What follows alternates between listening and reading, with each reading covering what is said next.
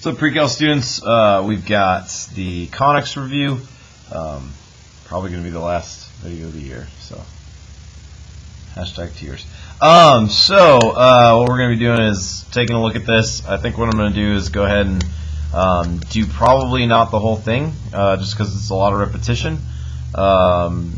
Giving you guys a chance to be able to check it out on your own.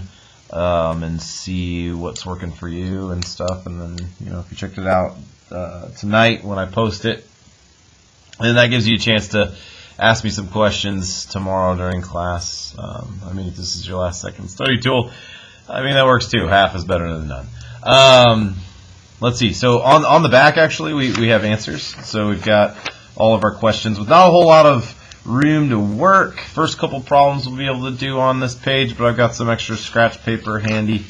Also some grid paper to help me graphing later as well, because we're going to be graphing a little bit. And so yeah, let's go ahead and get started. I'm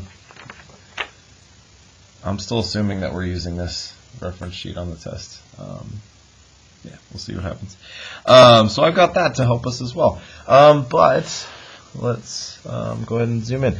By the way, the blue sheet, this is your yellow sheet just filled in. Like yours, you guys filled stuff in. You put some extras and things when we were going over notes and stuff like that. But this blue sheet is the same as your yellow sheet. So if you're trying to work on this at home, you're looking at this, you're going through problems, just use your yellow sheet. It's in your notes. Okay. We've also got your salmon packet that we went over as well. That's some more notes. But let's go ahead and jump in. I'm going to go ahead and do odds. That seems to be the common thing to do. So just starting off with identifying the conic. What we can do here is we can take advantage of these relationships right here. So when we're in general form, meaning we've got all of our terms in our conic all on the one side of the equation, particularly the left side, and that's equal to 0, so everything's over here. Then what we can do is we can compare the coefficient on the x squared and the y squared terms. And if they're equal to each other, we've got a circle. If we're missing one, so we multiply them together, we get 0. We get a parabola. We multiply them together, we get something bigger than 0, then it's an ellipse, and something less than 0, we get a hyperbola. So looking at number 1, I see that a equals 0. X squared, that x squared term, I don't see an x squared term. So it's got to be 0. It's missing. So then y squared right there, that's c equals 1. So a times c is going to be equal to 0. So that means that numero uno is a parabola. Okay, so that's going to be a parabola. And I just realized those are all in a line with each other. We'll deal with it. We'll deal with it like this. All right, number 3, looking at that guy, a is definitely equal to 1. That's going to be the coefficient of the x squared. We've got c is 2. And so that means that a times c equals 2. So a is not equal to c. A times c is not equal to 0, so it's not going to be that one. But then a times c is bigger than 0, so we've got an ellipse. So this guy is an ellipse. Where do I write that? Ellipse. Okay, so number 3 is an ellipse. From here, we can look at 5. Okay, this one we're looking at a is equal to 4. We've got c equals -8. And just to clarify, it's the -8 in front of the y squared, not the x. And so that means that a times c equals -32, which, if we go down our list, means that a and c are not equal to each other. A times c is not 0. A times c is not greater than 0. It's less than 0, so we have a hyperbola. So this last one here is a hyperbola. Okay, so there's 3 more you can take a look at yourself and see what you find. All right. This next section here is graphing. We're finding the coordinates of the center and the radius, and then we're going to graph them. So I've got my graph paper standing by. For these ones, instead of just doing the odds, since we've got the odds, these are all the different types of conics. I'll probably just pick one from each one. So like let's just say I go through and do like, probably one of the more complicated ones on each one. So probably, let's say we'll do 7a. I should probably do one more, complete the square with a parabola. So we got that one. I'll take a look at C on this guy as well for the ellipse. And then for number 10 down here, looks like, what do I want to do? Probably I want to go through the whole thing. Let's see. Oh, all right. Lots of work for Coach Podman. All right, let's take a look. Oh. All right, so what I'm going to do is this. So the first one is 7a. And 7a, we have x squared plus y squared minus 10x plus 8y plus 5 equals 0. All right? So from there, what we can do is, we got to complete the square on this one. It's in general form. We need to get it in its graphing form. So what I like to do is get my stuff all kind of organized here. X squared minus 10x, and then we'll put those two together. We know we're going to have to complete this square, so I'm going to put a plus blank here. I want to figure out what I'm going to need to do to complete that square. Okay, and I've got my plus y squared plus 8y, and then another plus blank. Okay, put those y's together, see what I need to complete that square.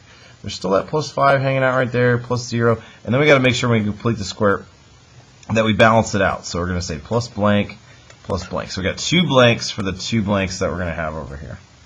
All right, so to complete the square, we got to look at that middle term right here. We're going to look at negative 10. Okay, so negative 10, we're going to split it in 2. Negative 10 divided by 2 is negative 5. Then we're going to take that number and we're going to square it. So negative 5 squared, that's 25. So that's what gets plugged in here. What I add to one side, I have to make sure I balance on the other side.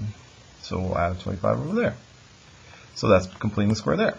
Completing the square with this one, we look at the y term. So we take 8, and we're going to divide it by 2. We get 4. And then we'll take 4 and square it. So we get 16. Got to balance it out over here as well. So there's going to be 16 over here.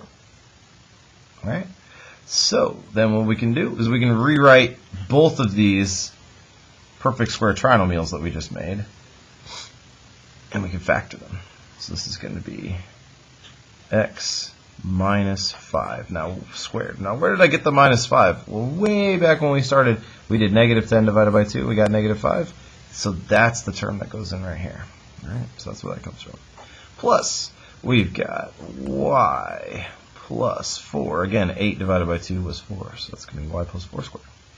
We still got that plus 5 hanging out over here. We haven't dealt with it yet, but then we can add these two guys together. 25 plus 16 is 30, 41. So that's 41. Okay. For a circle, we want it to look like this. So we need that r squared. We need nothing over here. We need just the x's and the y's over here in their little binomials. We want the r to be all by itself over there. So we got to move this 5 by 5. Okay, so we'll go do that. And when we do that, we get x minus 5 squared. We get plus y plus 4 squared, and that's going to be equal to, that's going to be 36. Okay, so now we're done. We got it in our form that we need it. We're good to go. We can get two critical pieces of information from this. We can get the center, opposite sign for both. So negative 5 turns into positive 5, and then positive 4 is going to turn into negative 4. So there's my center. And then my radius is the square root of 36, so r is going to be 6. All right, so now if I graph this thing, which should not be very difficult, and we can do that under here. Whew, look at that. Beautiful. All right, actually, let's keep this handy. All right, so 7a, if we were to graph that, we can do that very easily. Let's see, 5, negative 4, and we're going to go 6. So let's go 2, 4, 6, 8, 10. It's about out to there-ish. Yeah, let's just come out here. Let's see what happens if we do this. Nice little coordinate grid there. Alright, and then we can go over to 1, 2, 3, 4, 5, and then negative 1, 2, 3, 4. Of course, the shortest side that I did is where it ended up. Alright, so there's our center. And then if our radius, as we remember, was 6, so we'll go 1, 2, 3, 4, 5, 6. 1, 2, 3, 4, 5, 6. 1, 2, 3, 4, 5, 6. 1, 2, 3, 4, 5, 6. All the way down there. And then we can kind of just... Oh my goodness. Screenshot that one. That's pretty good. You can write home about that one. Alright, there we go. That's the idea. We got it. That's 7A. Alright, next on our agenda we have 8C. So we're drawing a parabola now. 8C. Let's write out 8C here. That one's y squared minus 6y minus 8x, and then we got a plus 1 equals 0. Alright, this is the weird one. Parabolas, I will give it to you, they are the weird ones. Okay, out of all of our different formulas, when we get them into that graphing form, that standard form, we've got x minus h squared, y minus k squared equals r squared. So we got the x's and y's on the one side, we got the number on the other. With the ellipses, same sort of thing. X minus h squared, y minus k squared equals 1. So we're getting a lot of the, again, same kind of deal. Hyperbolas, same kind of, they look almost just like the ellipses, all that. The x's and y's are on the same side of the equation. And then there's the parabolas. You know, you got the thing squared on one side, and then you got everything else on the other. So that's the weird one, okay? Just, you know, you just got to embrace it. It's the weird one. So it happens. All right. So with parabolas, when you only got that one squared term, you got to identify it. Okay, we got y squareds. So we got to say, okay, we got y squareds. Then that's the one we got to complete the square for. So we're going to add the plus blank over here for that one. Okay. Everything else, I'm eventually going to want to move over. I don't want that to be a 0 over here anymore. These two things right here, I'm going to move those over to the right here in a little bit. Okay, so we got that plus blank for my completing the square over here. All right, a little bit of side work here. Let's complete that square. Negative 6 divided by 2 is negative 3. Negative 3 squared. That's going to be 9. So we're going to add 9 here. Make sure we balance that over here. Add 9 over there. All right. So, got that taken care of. From there, we can rewrite this guy. It's going to be y minus 3 squared. Okay, we got that minus 8x plus 1 equals 0 plus 9 is 9. So that's going to be like that. Okay. Now, again, our formula here, we've got this one going on. We got the y squared thing going on. So we're going to end up in this kind of situation. We're either going to be going left or right. Okay, this is going to be a left or right parabola, not an up and down. Okay, this is going to be, since y is squared. So I want to get these two guys out of the way. So I'm going to add 8x to both sides, and I'm also going to subtract 1 from both sides. All right. If you're an algebra teacher, you're probably freaking out right now. All right, let's see. Y minus 3 squared equals. We'll have that 8x, okay, and then 9 minus 1 is going to be, plus, it's going to be positive 8. Okay, one more step to make this look like our formula. We need to factor out that coefficient with the x out of both of these two terms. So what we'll do lastly is just say y minus 3 squared equals, bless me. All right, and then we'll factor out that 8, and then we'll go x, and then plus 1 will be left in there. That is our standard form, and that is what we can use to figure out the information we need to graph. Now, to graph a parabola, we've got our vertex. All right, so we got a vertex, and that's the same thing. We got opposite signs. So my x is going to be negative 1. My y is going to be positive 3. Okay. Then we got this thing called p. We got this thing called p. Now, that comes from right here. That's 4p. So 4p equals 8. So really, p equals 2. P is important for a lot of things in parabolas. It tells us how far the focus is. It tells us how far away the directrix is. It tells us, you know, the 4p. That tells us how long the latus rectum is. So we got a lot of information we can get from that p. So Now that I got that, I'm ready to go here with 8C. Almost like I know what I'm doing over here. All right, so 8C, what we can do is we can graph the vertex first. We said that was -1, 3, so that guy's going to go right there. Now, another thing, actually, before I get going here too far, is that we mentioned that, since this is y squared, we're either going left or right? We're going to be in this situation. How we determine which way it's going to be? Is it left? Is it right? Okay, because it could be either one. Is it left or is it right? Comes from this guy too. He's positive, so we want to go in the positive direction. Left and right, the positive direction on the axis, that's right. Left is negative, so we don't want to go left. We're going to go right. So this is going to go right. Now our focus, this is going to be an important part here. A focus is going to be p distant away. So that's going to be 1, 2 away in the way it's going to open. So it's going to open into the right. That's going to be our focus. So we got a vertex, we got a focus. Okay, so we're good to go there. Let's see, am I bleeding through? I'm not. Cool. All right. Now, the directrix, that's going to be 2 units opposite of where we open. So there's going to be my directrix right there. That's going to be the line x equals 1, 2, 3. So -3. All right, so there's my directrix. All right, and then from here, let's see, what else can we graph? We can graph the lattice rectum. We said that was 4p, so it's going to be 8 units long. That focus is the midpoint of the lattice rectum. So we're going to go 1, 2, 3, 4, so half of that 8.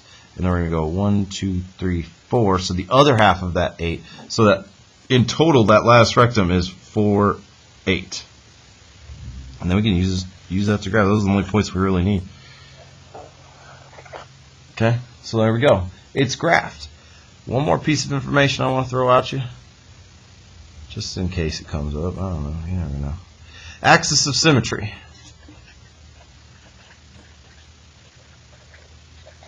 Okay, axis of symmetry. That guy's going to be let's see, it's going to be y equals 3. All right, it's what cuts our parabola in half, and it's symmetric, so it's like that mirror right in the middle. So there's that guy. Let's give some coordinates of the focus. The focus is at, so let's see, 1, 3. Our endpoints of our lattice rectum, we've got 1. Let's see, that's 1, 2, 3, 4, 5, 6, 7, 1, 7, and then we've also got 1, -1 down here. Always good to go through them. Just point out some extra points there because they can come up. So there's a parabola. All right, so we can check that one off our box. Let's see. Next is an ellipse. Let's see. We're moving right along here. Let's see. 9C. Let's write out 9C. 9C. You're going to be x squared plus 4y squared plus 10x plus 24y plus 45 equals 0. Okay. Just like when we were doing the circle, we're going to need to complete the square twice, once for x squared, once for y squared. One big difference is that we've got this coefficient. We'll see what happens when we get there. First, let's group things like we did before. So we'll do plus the 10x. Then we'll have the plus 4y squared, and then we'll say plus 24y. And then we got that plus 45 there, equals 0. Okay, so I'm just grouping things right now. I'm not getting crazy. Next step, we'll go ahead and complete the square. So we'll leave that space. Plus blank. So the x that's ready to go, that coefficient's 1, so we don't need to deal with anything. The y squared, though, it's got that 4.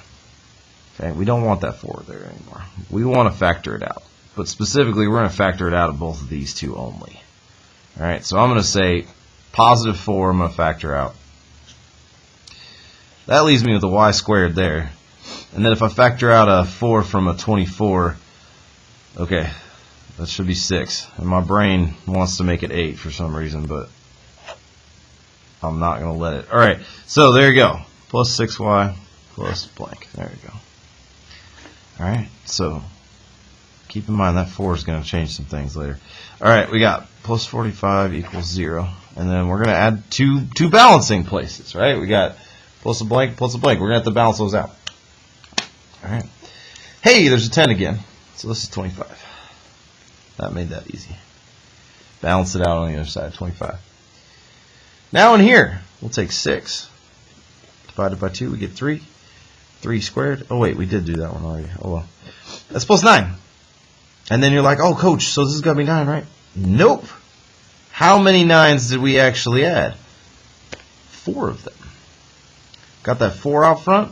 We really added 4 9s because that's inside the parentheses. If we were to distribute it in here, we'd go 4 times 9. So that's really what I added is 4 times 9, which is 36. So that's what I actually have to balance it out with. All right, so I got to balance that out with a 36. Do a little bit of simplifying here. X plus 5 squared. Okay, don't forget that 4. 4y, and then that's going to be plus 3 squared. All right, we still got that 45. We're going to be equal to 25 plus 36, 61. Yeah.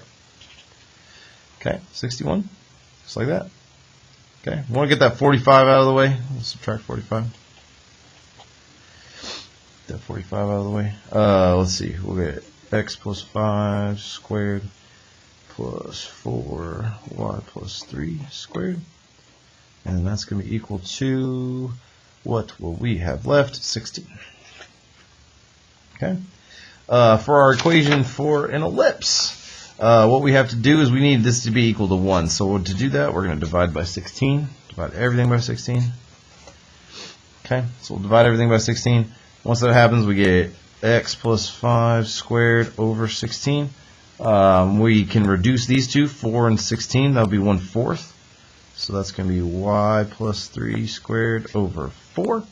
And then that's going to be equal to 1. So that's what we need there. All right, couple things.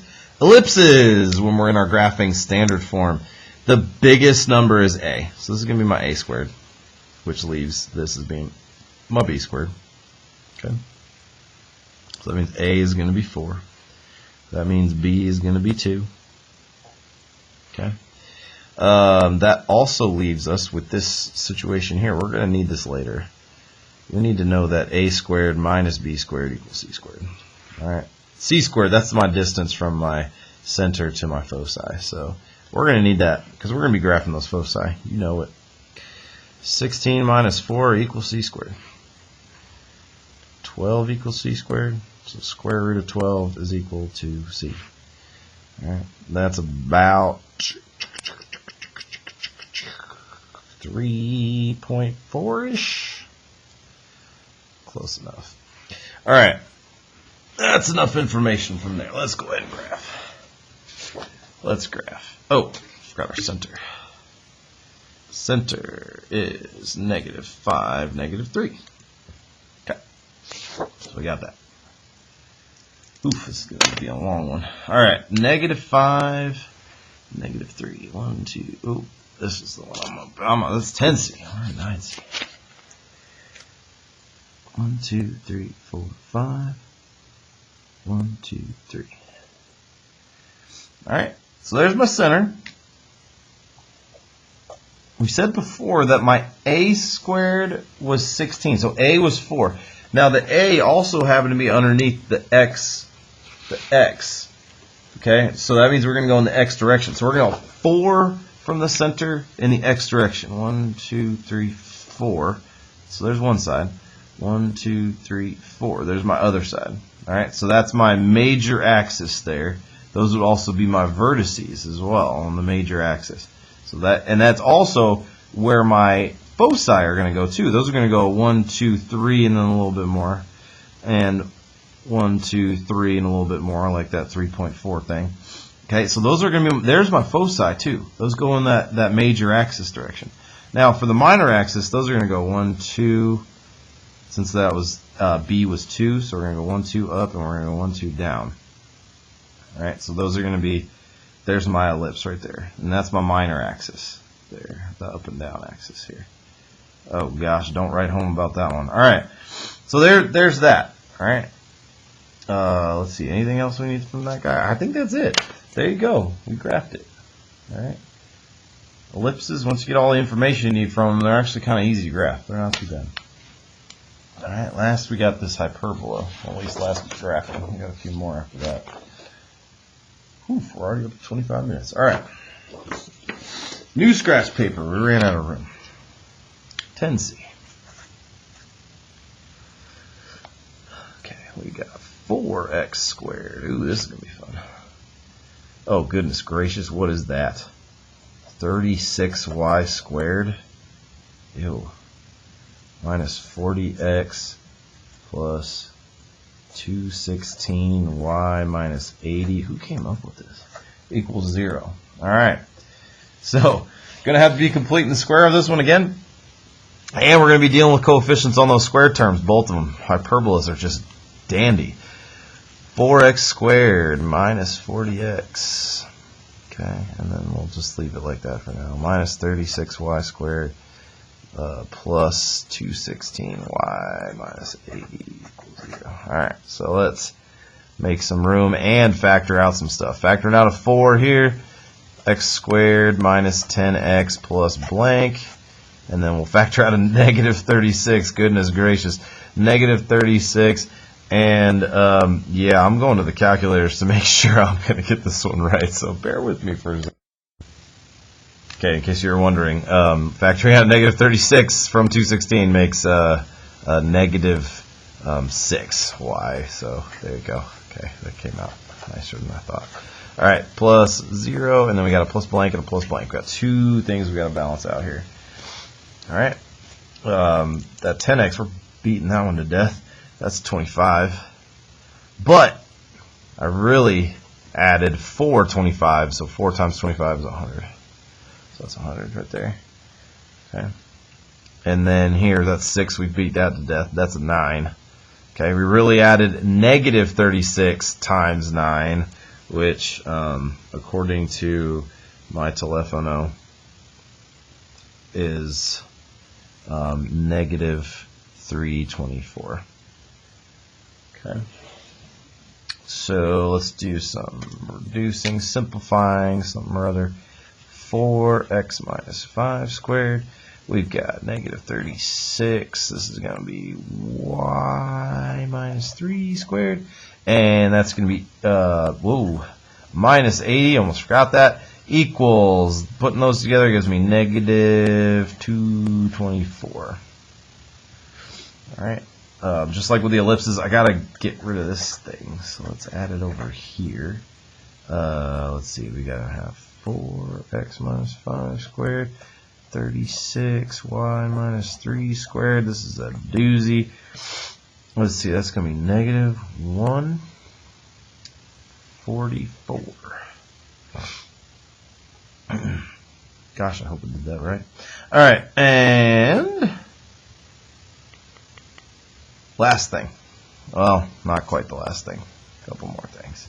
We'll divide by that negative 144. We want to make that a 1 over here. Alright, so when we do that, it's going to do some things. 4 over 144, let's make sure I do this right. 36, so that's going to be negative, it's going to be a negative x minus 5 squared over 36. And then over here, negative over negative makes positive, so that's going to be plus y minus 3 squared over 4. Okay, and then we get that equal to 1. Now, when we're looking at these guys, the hyperbola equations in standard form, it's the negative thing is supposed to be second. All right, negative thing is supposed to be second. So we want to switch places here because I got the negative thing first. So it doesn't look right. So we're going to switch places between these things. We're going to do this. We're going to do a little switcheroo. We got y minus 3 squared over 4, and then minus, we got the x minus 5 squared, and that's going to be over 36. That's going to be equal to 1. Alright, lots of information we can get from this. Since this is a y squared first, this is going to be an up and down hyperbola. So it's going to be the components that both go up and down. Okay. Also, in hyperbola, it's the first thing that is a squared. So even though it's a smaller thing, it's still, that's going to be my a squared, and this is going to be my b squared. All right? So that means that a equals 2, and then b is going to be equal to 6. All right? For this one, for foci, our relationship we're taking advantage of is actually a lot like Pythagorean theorem. So this is going to be 4 plus 36 equals c squared. So we'll get 40 equals c squared. So square root of 40 is our c. And the square root of 40, let's see, that's going to be like 6.2 or something. So not much bigger than 6. And so when we're graphing, we can kind of, we can get an idea. What else do we got going on here? We know we're going to be in up and down. We know our center. That's going to be 5, 3. Careful, the y was first, so that 5 comes from the x, the 3 comes from the y. Let's graph this sucker. So let's take a look. Let's take a look here. So let's see. We got 5, 3, 1, 2, 3, 4, 5, 1, 2, 3. So there's our center. And we want to make a box. I like making a little box of exclusions here because that helps us with all kinds of stuff here. Now the A direction was up and down, and that was 2. So we're going to go up 2 and down 2. Those are my vertices right there. So those are actually going to be a part of my graph. Going in the B direction. Going 6. These are actually not going to be points on my graph. 6. 1, 2, 3, 4, 5, 6. Those are actually just going to help me make my little box here. A little box of exclusions here. Because what does this box do? This box helps us big time. Because now, these diagonals here, like that. These diagonals here, those are going to be my oblique asymptotes. Alright, so from here, my vertices, we're starting here, and they just kind of like follow along these asymptotes here. Just like that. And then this one from this vertex, it's going to go like this, follow along that one. It's going to go here, follow along that one. And that's graphed.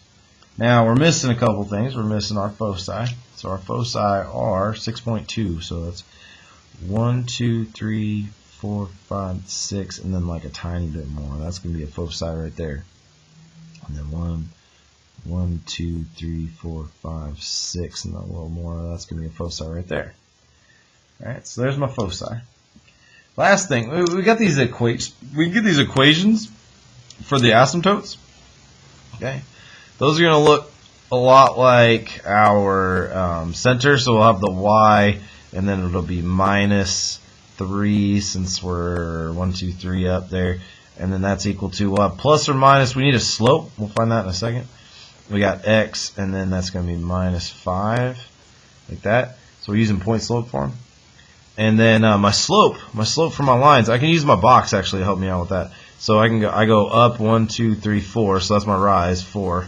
Overrun, we go to the right 6, 12.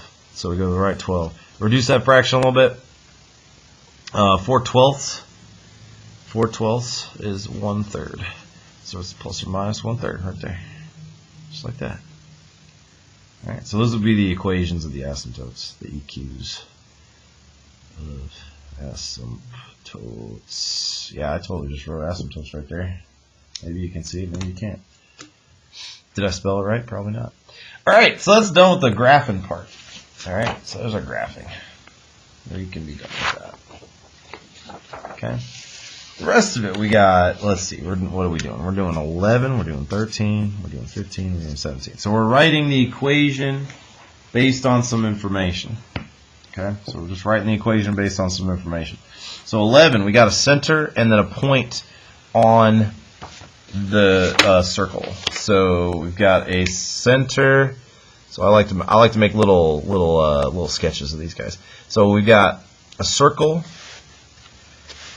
Okay, we've got a circle, and its center is at negative 1, 2, 3, 4, and then positive 6. So 1, 2, 3, 4, 5, 6. So we're going to make a little sketch.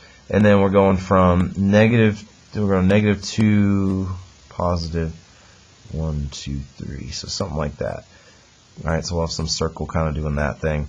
Okay, this is going to be my radius right here. Okay, what do I need? What I need from a circle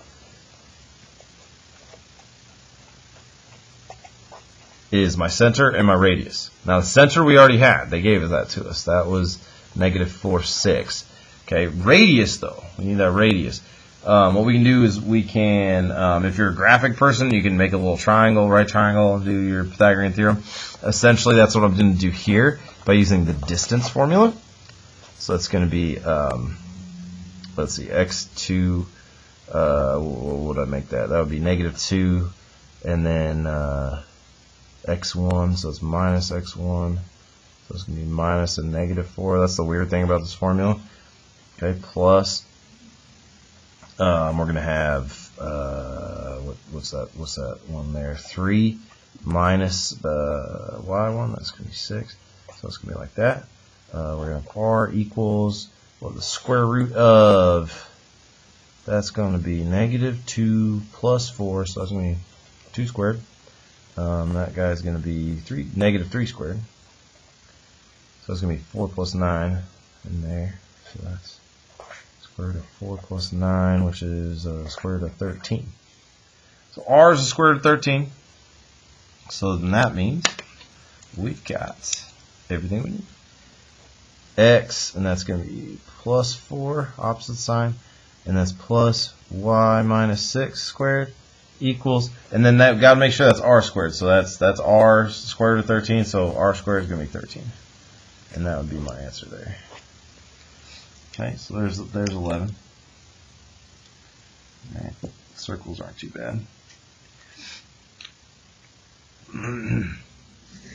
All right, 13 is a parabola. Okay, so parabola, we got a vertex. Make our little sketch again. Okay, we got a vertex that's at 1, 2. There's a vertex. And then we got a focus that's at 6, 2. So 6, 2. 1, 2, 3, 4, 5, 6, 2. So there's my focus. There's my vertex. I'll put a V. And there's my focus right there. F. Now, that is the direction we're going to be opening. It's going to be doing this sort of thing. Okay? The focus always goes towards the direction we're opening. So this is opening to the right. Okay? This is opening to the right, which means that we need this form of the equation. We need that y minus k squared equals the 4p times the x minus h. Okay? So since we're going to the right, that's the one we're going to use. And this number's got to be positive. 4p's got to end up being positive. All right? So we need a vertex, and we need p. Now, p is this distance right here. So this distance right here. From here, from the vertex to the focus. So that's going to be 1, 2, 3, 4, 5. So p is going to be equal to 5. So that means that 4p is going to be equal to 20. All right? Now I've got everything I need. I got my vertex. I've got my 4p, so I can plug it all in. That's going to be, let's see, what was that again? That was y minus 2 squared equals, well, about 20.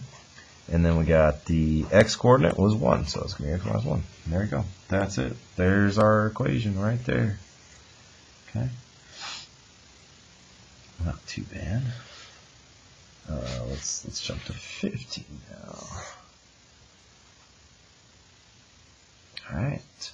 We've got an ellipse. We've got a center, a focus, and a vertex. So this one's going to be a little interesting. So we've got a center at 0, 0.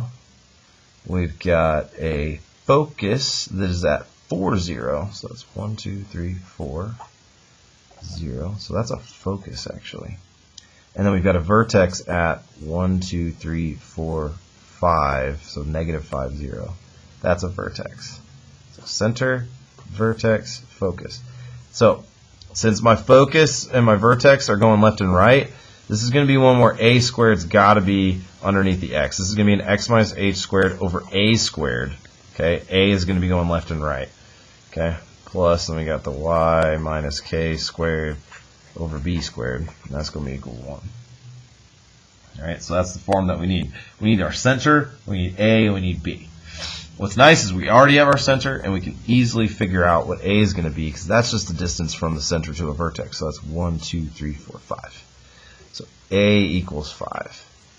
All right. B is a little more tricky. We don't have any minor axis information from this, but what we do know, what we can take advantage of, is A squared minus B squared equals C squared. We can figure out C. 1, 2, 3, 4. The distance from the center to a focus. That's going to be C. So I've got A and C, so I can definitely figure out what B is going to be. That's going to be A squared is 25. We got minus B squared. That's going to be equal to C squared is going to be 4 squared, so it's 16. Okay, doing some solving here, we get negative B squared equals negative 9. Glossing over the details here, B is going to be 3. All right, so B squared is going to be 9. So we can plug all that in. So we got our x coordinate at 0. And then my A was 5, so that's going to be 25.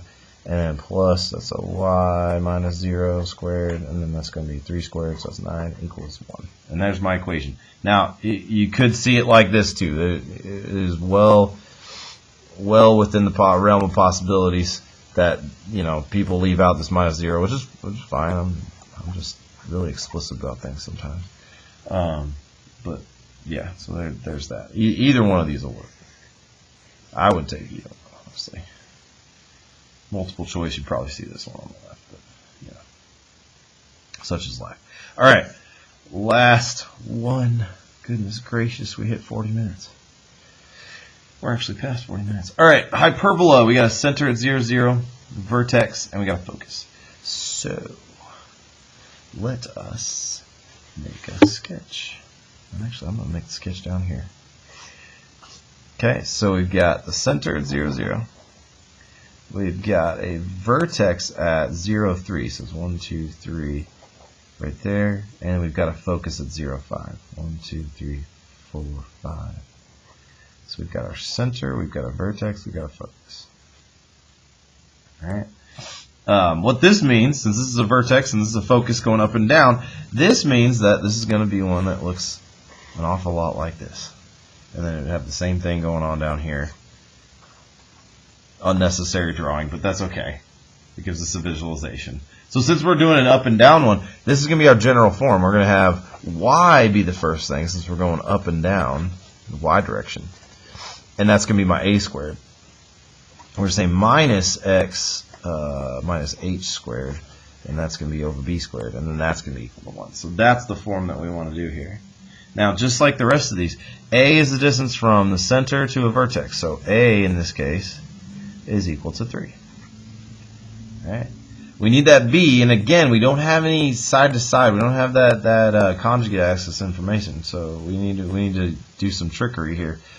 1, 2, 3, 4, 5 is the distance to my focus. So that is going to be c.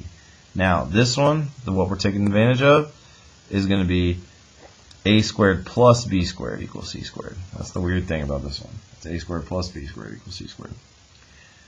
So we can plug in what we know. We know that's going to be 9 plus b squared equals 25 for c squared. Some solving, we get b squared equals 16, which means that b equals 4. Alright, so we can do this. We can plug in what we got. We've got our center at 0, 0, so that's the y minus 0 squared over a squared, which we said a was 3, so that's going to be 9. Minus, we got the x minus 0, because that's the x coordinate. And then b we said was 4, so that's going to be 16, and that equals 1. And then just like with the last one, you might see it like this. You probably would see it like this if it was multiple choice. And either one of those would work for full credit for me. Oops, off the page. There we go. All right, there it is. Conics. Last video. Good luck on your test, guys.